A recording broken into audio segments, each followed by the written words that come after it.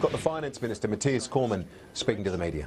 After the defeat of the last Labor government, if we had not abolished Labor's carbon tax, if we had not abolished Labor's mining tax, if we had not reduced red tape costs for business by more than $2 billion a year, if we had not reduced taxes for small business, if we had not invested in infrastructure, if we had not finalised 3 free trade agreements with major markets in our region, if we had not engaged in the important task of getting government spending under control.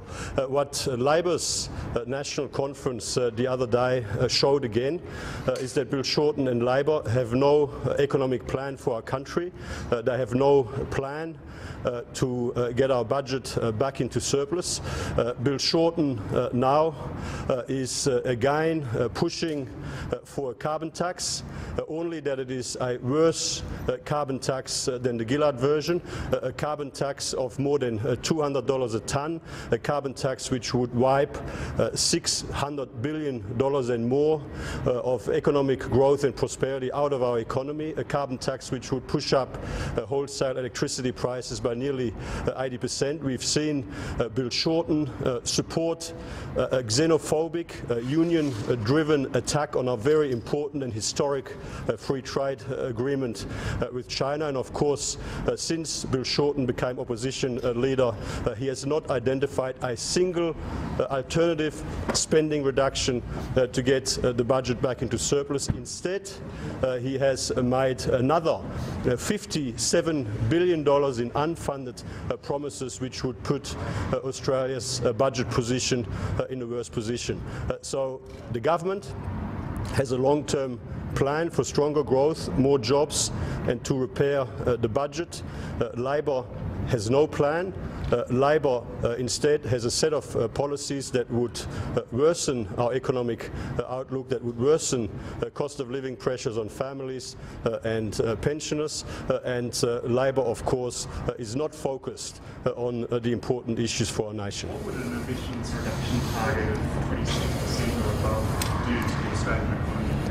Well, the important point to make firstly is that Australia is on track to meet and indeed to exceed our emissions reduction targets agreed in Kyoto. We are doing it without a job-destroying carbon tax. We are, of course, right now considering our post-2020 emissions reduction target. I might just say that looking internationally, Australia's effort so far on a per capita basis when it comes to emissions reduction is one of the best in the world, and we would expect that moving forward Australia's emissions reduction effort on a per capita basis will continue to be leading the world.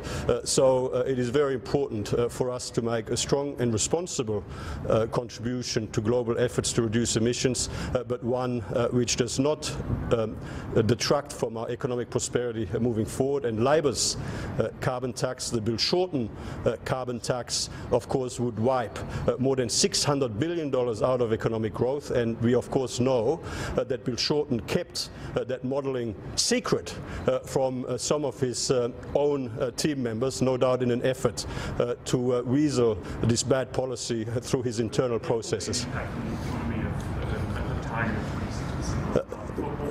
Well, let's see what post-2020 emissions reduction targets will be announced in due course. I mean, these are obviously the sorts of issues that the coalition is currently considering. Let me tell you that the coalition has a very strong track record in achieving responsible emissions reductions here in Australia in a way that does not detract from economic growth in the way that Labor's carbon tax under the Gillard and Rudd governments and now under the Shorten opposition has and would into the future. Should the Finance Department release its investigations into the expenses of Bronwyn Bishop, Tony Burke and Philip Ruddock?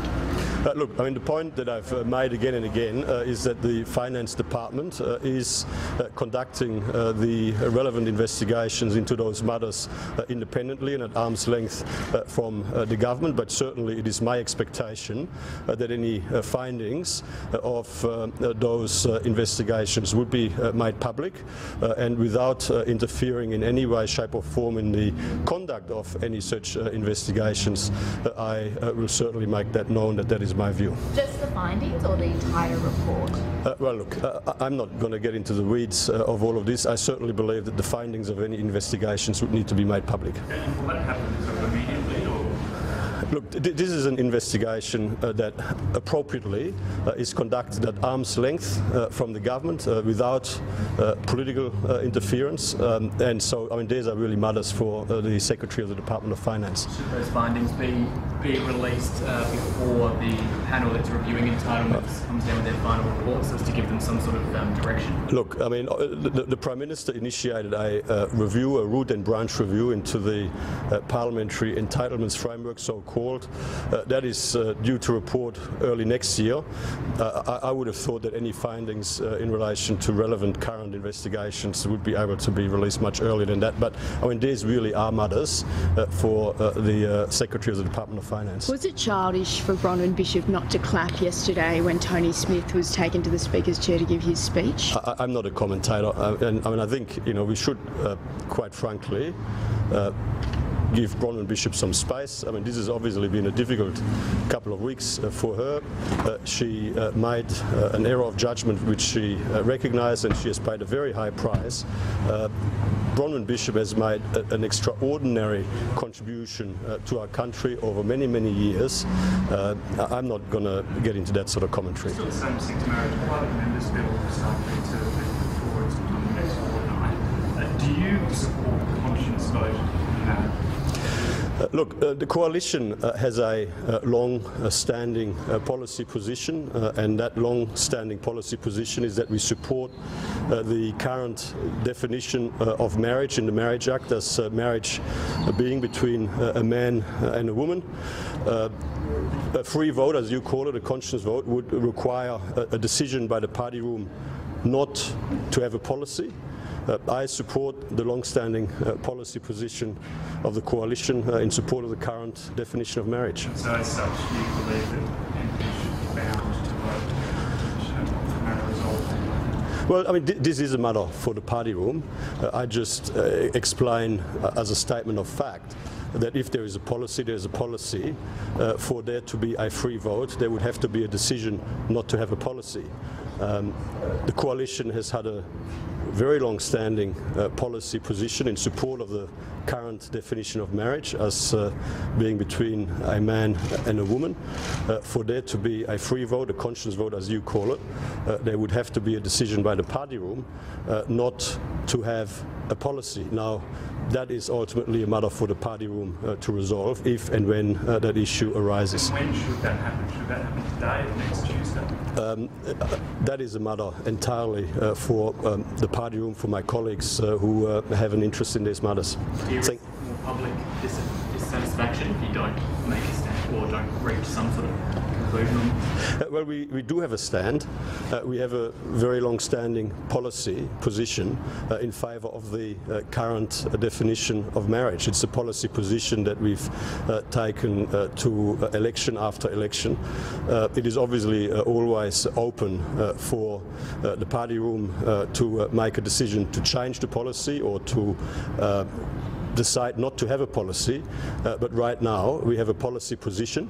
That policy position is a long-standing policy position in support of the current definition of marriage. For that to change, the party room would have to make a decision not to have a policy. Thank you.